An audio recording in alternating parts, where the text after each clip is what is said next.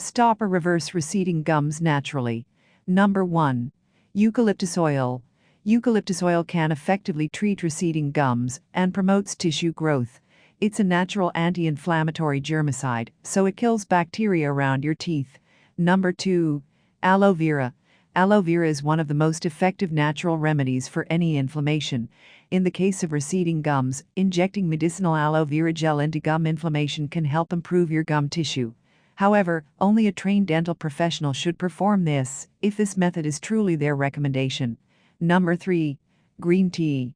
Drinking green tea has plenty of benefits, and one of its benefits is that it promotes oral health and gum tissue healing. Have a cup of green tea once or twice a day to reverse receding gums naturally. Number 4. Peppermint essential oil. Peppermint essential doesn't just smell nice.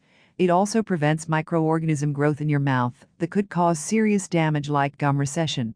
In terms of prevention, peppermint essential oil is an effective ingredient for a receding gum line. Number 5. Septaline. This multi-herbal natural gum recession remedy is easy to come by. Septaline is a compound of guggul, licorice, and guduchi, so it contains plenty of natural ingredients. You can find Septaline in a tablet or syrup form. Adults can take 2 tablets twice a day, or 2 spoonfuls of syrup 3 times a day. Number 6. Turmeric Gel. Turmeric gel has antioxidant and anti-inflammatory properties, which can prevent plaque and gingivitis. Since gingivitis leads to gum recession, using turmeric gel is a great way to prevent that naturally. Number 7. Tea tree oil. This 2013 article links tea tree essential oil to reduce harmful bacteria growth in the mouth. By stopping bacteria to wreak havoc on your gums, you can stop gum recession too. Number 8. Gentle brushing and flossing.